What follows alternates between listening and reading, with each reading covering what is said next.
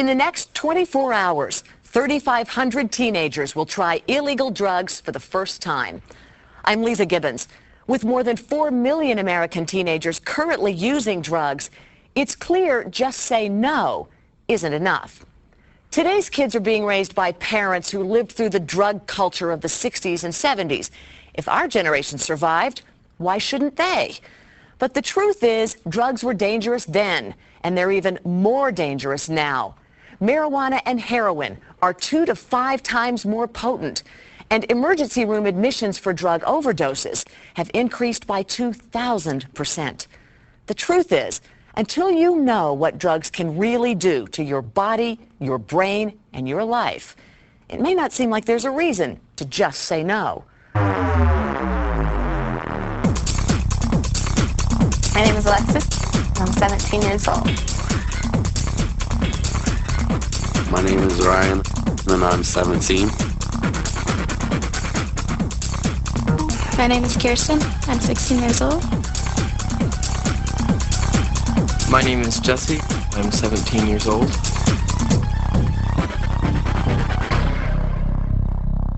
Drugs are easier to get than alcohol is. Marijuana is everyday thing. Quaaludes and stuff are pretty cool. Special K, Circle K, White Heavens, Rolls, Smurfs, EX, Hits, Fry. Ecstasy, marijuana, and acid may seem harmless and fun, but these 4 San Diego teenagers are about to get a look at the other side of these popular party drugs. Although they agreed to take part in the day's events, they have no idea what we've planned for them. At the first stop, drug counselor Sean O'Hara hands out Teen Files backpacks, Kristen? and the day begins. Oh, you like to get high? yeah. How do you know you're getting what you think you're getting? You don't know what you're getting. You just put integrity within whoever you're getting it from. Oh, that nice drug dealer, right? Exactly. Oh, But otherwise, A knock on the door interrupts the group. grow a little bit. We just received information about a party last night where there was 4 local teenagers involved. There was drug usage involved. As I'm talking to you, there's 3 of the teenagers are in a hospital. And one of them's really in serious condition. Somebody here may have been involved in the party, either supplying drugs or selling drugs. So we need to resolve that as quickly as we can. All right, what I'd like you to do is take your backpacks, please, and come over here and set them on the floor. The kids don't know it, but today we've enlisted the help of a number of organizations, including the San Diego Police Department, to show them what it can be like to live a drug nightmare. Where's the children? Kirsten? Yeah. Could you come over here, please?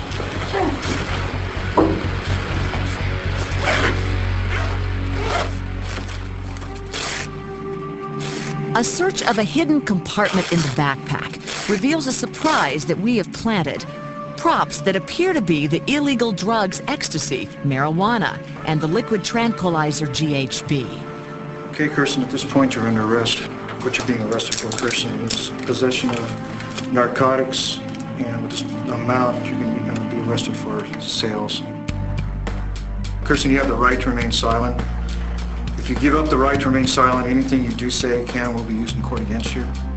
You have the right to speak with an attorney of your choice or your parents before questioning, and to have your attorney or your parents present during questioning. And if you cannot afford an attorney, one will be appointed for you by the court prior to any questioning. Do you understand each of these rights that I explained to you? Yes, I know.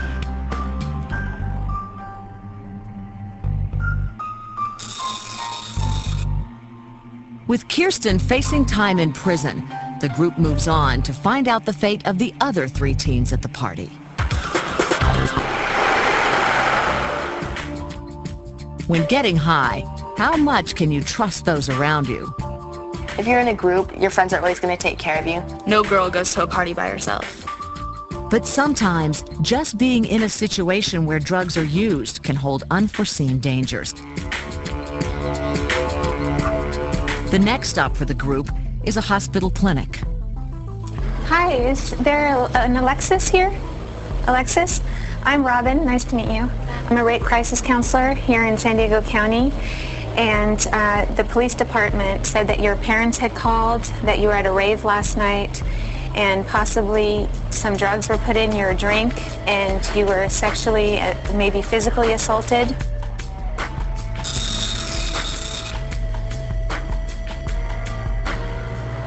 Do you have any memory about what happened to you last night? Okay. There were some witnesses said that you were unconscious and that there were 3 males about your age that may have sexually assaulted you.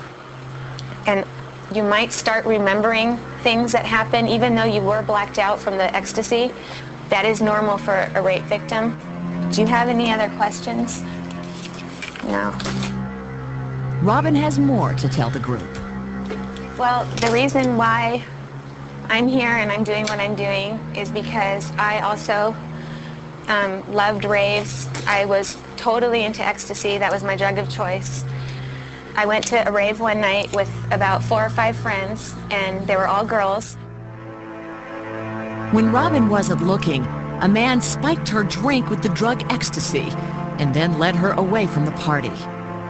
And I was so high at the time that I didn't even know what I was drinking. I couldn't taste it. And it's kind of hard to talk about, but I kind of blacked out for a couple minutes, and I woke up and he was inside of me, and he was raping me and he hit me. It was a long time ago, but it's like it's affected my whole life. Besides this terrible experience with the rape, I've had a lot of chemical problems because of the ecstasy on my brain. You know, I've been in recovery like 3 years now, and I've had flashbacks to the rape. It's something that happened that I'll never be the same again. And, you know, I was just having fun. So I hope that you guys can learn from what happened to me. I really understand, and I'm really sorry that you had to go through that. I think it's horrible to happen to anybody.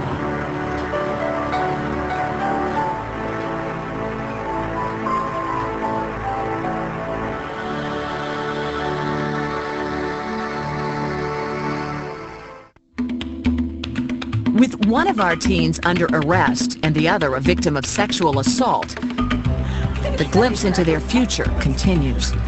At Scripps Mercy Hospital, they learn one of them was found unconscious at the party. Witnesses say he was taking the drug GHB.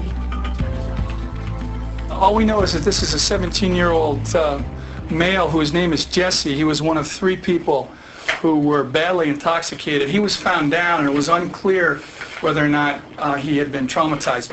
This is Jesse's CAT scan, and what this shows us is he doesn't have any bleeding in his brain like he would have if he'd gotten hit, but his brain is swollen.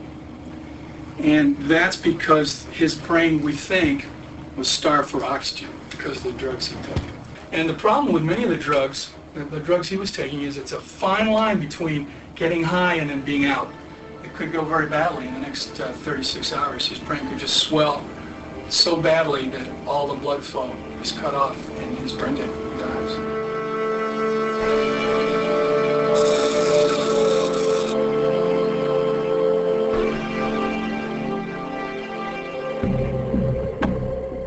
One capful of GHB is equivalent to 6 cups of alcohol. Overdosing on this toxic liquid can happen in an instant, changing a life forever.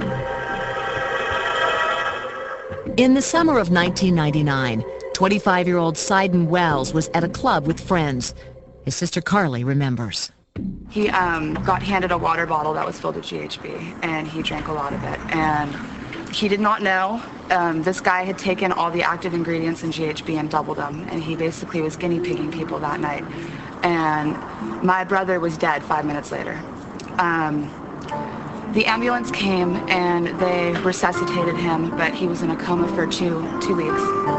When they brought him back, he had a lot of brain damage. Sidon survived, but he now lives in a convalescent home where he agreed to meet with our teams.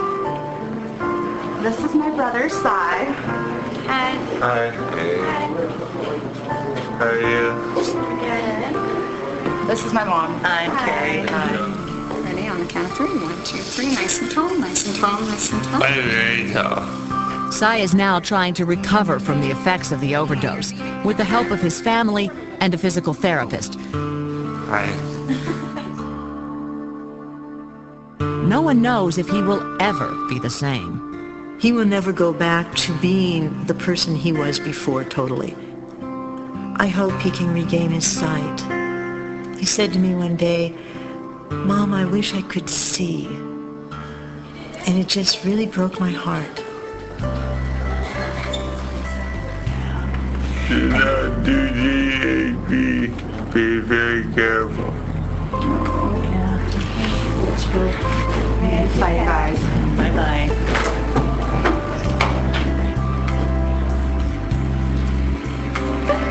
It makes me not want to take GHB, but even more like not do any drugs. But then I think like, then how am I going to be around the people that I love to make sure that they don't? Because I know that I would never want to see someone that I love so much be like that. People don't go out with the intention thinking like that. They're thinking, I'm going to go have a good time.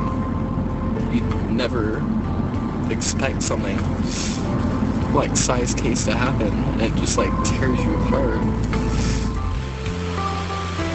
Thinking that their nightmare has ended, the teens relax. But we still have one more surprise in store for them. The San Diego Fire Department arrives, saying they're responding to a 911 call of a 17-year-old male in cardiac arrest. Ryan, you can't tell me what drugs you took?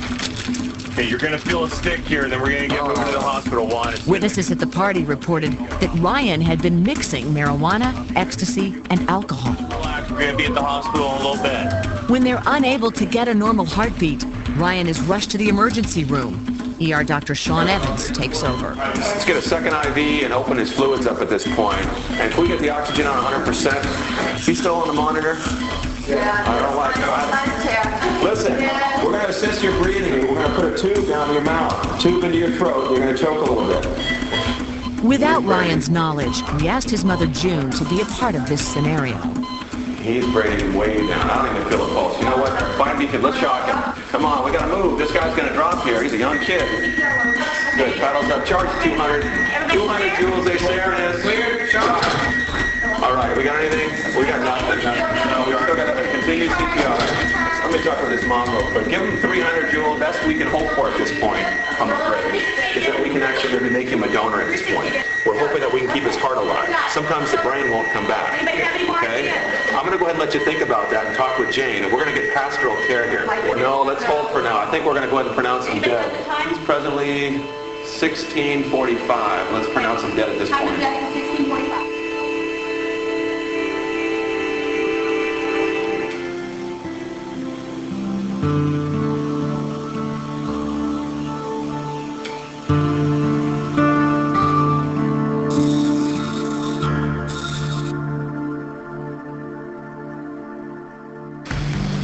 Ryan, if this really happened, my heart would be broken beyond repair. It makes you stop and think about what I've been doing. Think it's going to make a difference? Thank God. Drugs affect other people than yourself. You know, I never really stopped and realized it's too much to put your family through. I mean, they don't deserve it. They didn't ask for it. You're the one wanting to have fun. I don't know why anyone, after what you saw, you would really want to go do drugs.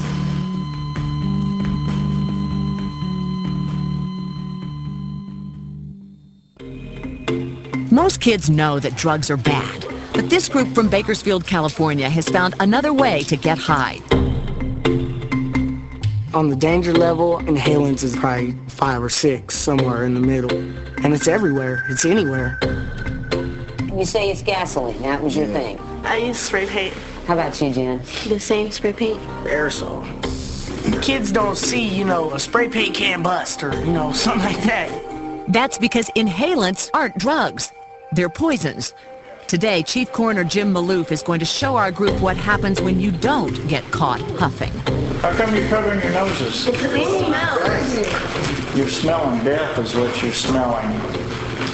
You want to know what huffing does to the brain? That's real blood? You bet it is. And that's a real brain. It's not fake. Right here where the spinal cord comes out the bottom, that's what makes you tick. That's what makes you work. It's not going to be able to do that for you anymore when you huff. That's why you're going to get killed in the traffic. That's why when you go in the water, you're going to drown. Let's take a look at the heart. You can do a real quick huffing. It's going to change the rhythm of your heart to where you're not going to be able to get that oxygenated blood through your body. It's just not going to work. You can take heroin, you can take cocaine, you can take meth, you can put them all together, and it's still not equal what you're going to do when you're huffing. Because every organ in your body is being affected by huffing, and you can't get it out of your body. Sudden sniffing death is like Russian roulette. It can happen the 100th time you inhale. It can happen the first time. And the only reason I do this, and it's not to scare people, is to get you to realize this is real life. This is what we deal with on a daily basis. We want to see you grow up the way you're supposed to grow up. Young people are not supposed to die. Fire department. Yes.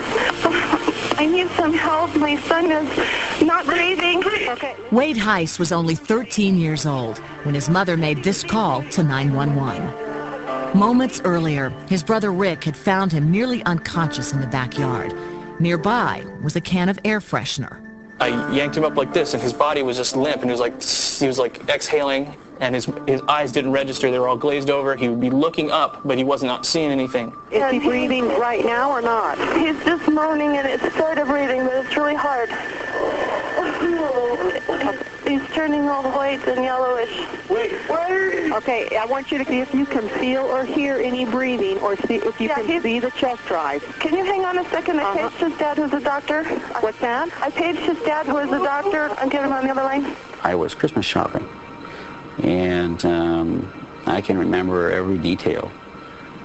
Wade's mother was on the phone and said, "Richard, come home now. Wade's dying." Breathe. Oh, he's just everywhere. Breathe. Breathe. Don't. Wade. Wade. Not breathing. When your midbrain goes to sleep, you can literally suffocate without knowing it. Those little spots we were talking about coming in the sides, that's your brain shutting down. 11, 12, and 13, and 14, and 15. Can you feel a pulse? There's nothing. No, don't. Wait. Couldn't imagine my little brother dying in my own arms. Yeah. No. So I hope you never have to. Yeah. I'm sorry for everything you had to go through. Most kids don't realize how much their parents love them. And it never goes away.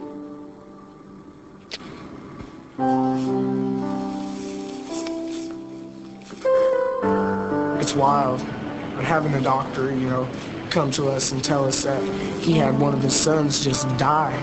So young and off of something so stupid. It touched me because if I want to see 18, I might as well stop doing what I'm doing.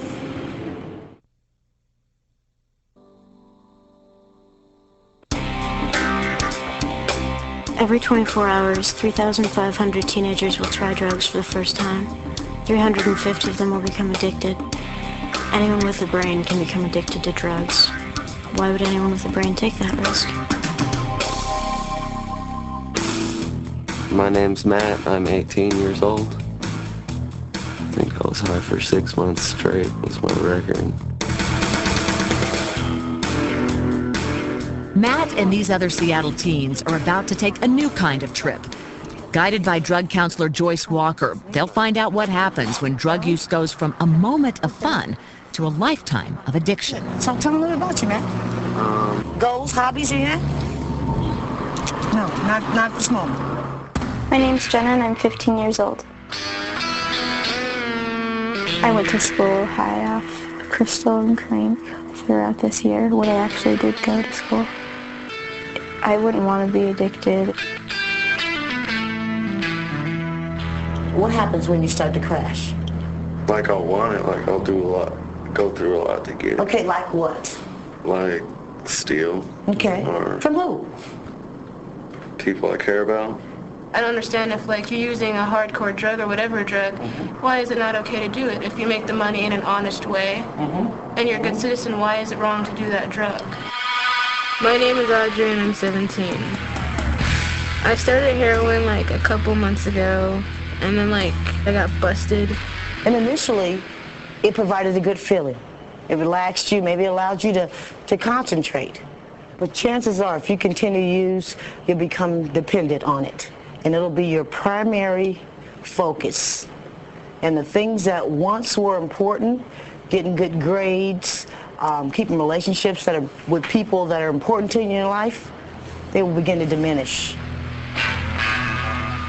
Tonight, the teens will work with Street Links, a program that provides assistance to homeless youths. The streets of Seattle are home to more than 800 young people a night.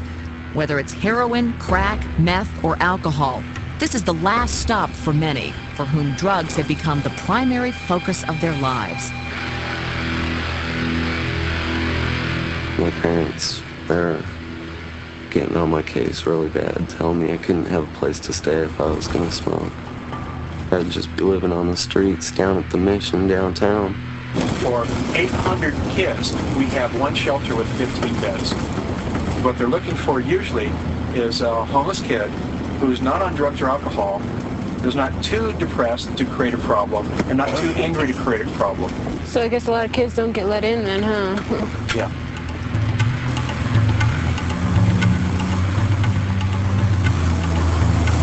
What kind of drugs do you do? That's none of your business. If I like end up doing drugs again, then that's what was meant to happen. If I get clean and stay sober and become real successful, that was meant to happen because it's just faked. Fake drugs is one. After helping to pass out hot coffee and soup, Audrey attempts to talk to the young people living on the street. Many of them are strung out on drugs and refuse to be seen on camera. 25-year-old Josh agrees to speak to the group. I used to own my own moving company here in Seattle. I had 2 trucks, adding the yellow pages, 3 crews working for me, but I slamming heroin, and it's not something that, I wish upon anybody. I just got out of jail, for instance, like about a day ago, and spent 6 days in jail, puking up blood and just laying in my own vomit, having people bitching at me for not cleaning up my area, but I didn't have enough energy to get off the damn bed, to take my sheets to the door or anything. So do you get the high anymore, or do you just get wet? I get high lucky if I get high once a month or something. It's all about, I don't even have veins left. I don't even shoot stuff in my vein anymore. I have to put it right in my muscle because I don't have veins. It's just not about getting high anymore. It's about keeping from getting sick.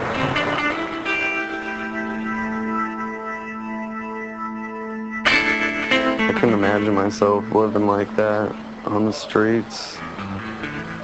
It's just like a nightmare come true, I guess you could say. Every 60 seconds in America, a baby is born with a drug addiction. They have no choice in the matter. At the Pediatric Interim Care Center, the teens see how getting high can become more important than anything or anyone in an addict's life. This is what the babies look like. Just as someone else coming off of drugs, these babies feel the same thing. They feel the tremors, they feel the gut aches, they feel the sweating. If we didn't support them, they're high risk for having a stroke or seizure, possible death. It started to upset me. Something so small going through so much torture when it didn't do anything.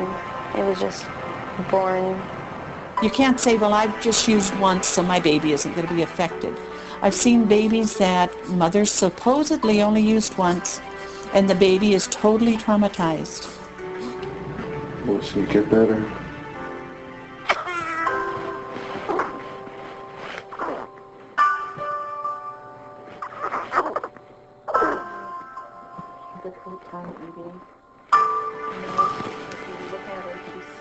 She just keeps falling back asleep. And this is a baby that has not seen her mother since she's been here. Looked like a little baby doll. I was holding that baby. I had to leave the room because I didn't want the camera on me when I was crying, but I'm sure if you held a little baby that was addicted to heroin, you'd cry too.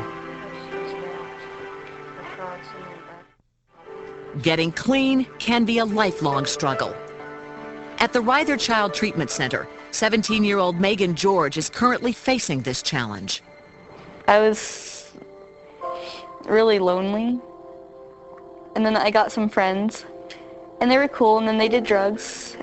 At 14, Megan started using methamphetamine, a drug so addictive you can become hooked the first time you use. They passed it to me, and I didn't want to look like a pansy, you know. I'm cool, I can hang it. My whole day consisted of sitting in a little trailer and just doing rails and smoking as much dope as I could. It wasn't even fun anymore, it was just my chore. There was a point where I would have gone up to somebody and just shot them just right in their head for it. I'm not that kind of person. I mean, I'm smart, I have goals, you know, I have a good family, and I was just being a junkie. The lowest point came when Megan, high on meth, threatened her brother with a butcher knife.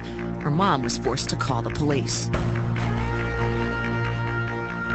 It absolutely broke my heart to watch them arrest my daughter in my house. They put handcuffs on her and they took her away. And I thought I was going to die. I mean, I think I'm a strong person. I'm tough. I am one bad person. You don't mess with Megan. And it's hard because when you look at yourself, I'm like a little girl. I'm going to be someone in life. I'm not going to be just a bum living under a bridge looking for my next high. And I'd like to say just stop now and just say no, but I'm in treatment because I can't say no. I'm really scared. I don't like feeling like a child. I want to take care of everything, and I can't. I need help.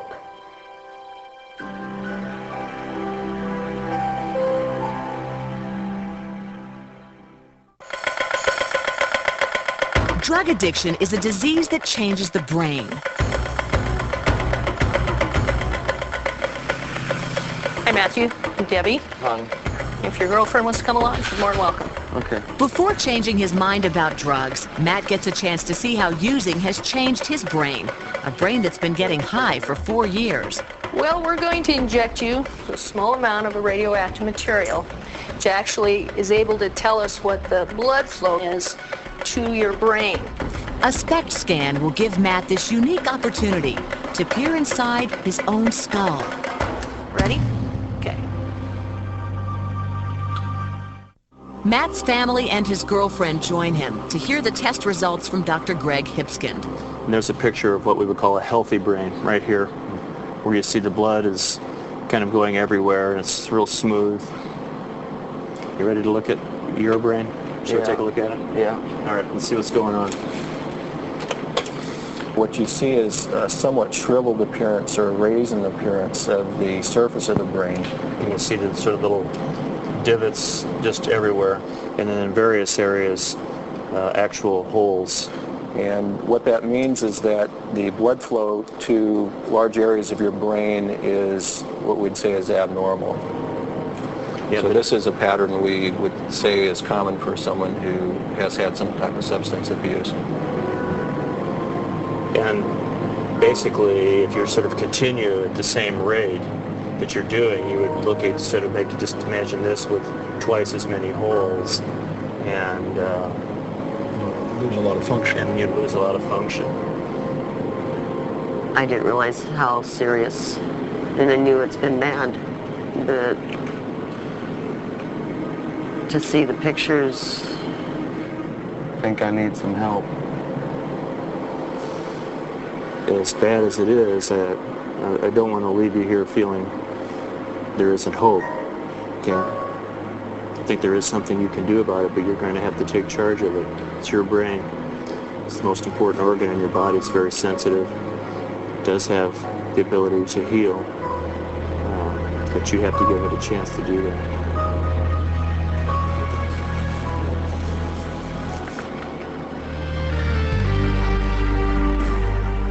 I don't want to go crazy or nothing. I don't want to lose my mind. I'm gonna put this in a frame, hang it above my bed, and write a note that says, "This is your brain on drugs."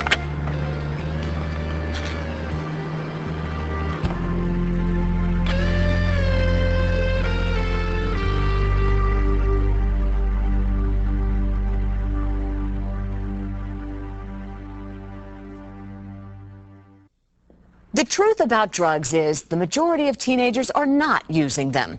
But for those who take the risk, what seems like fun is actually a deceptive chemical reaction that could be stealing your ability to ever have fun again.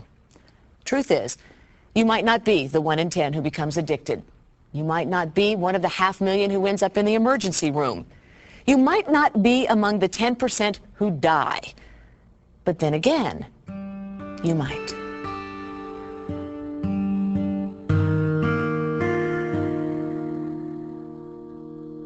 Melissa was a very happy-go-lucky child. She had big, beautiful brown eyes. The day we got the phone call, we were having dinner. We did not believe it. She did not do drugs. And sure enough, it was her. And when I saw her laying on that table, she was hooked up to all kinds of machines. So I just prayed for her. And they said, the medication we're giving her is not working. They just said, there's no hope. So they just disconnected her. I heard the little machine. She's gone.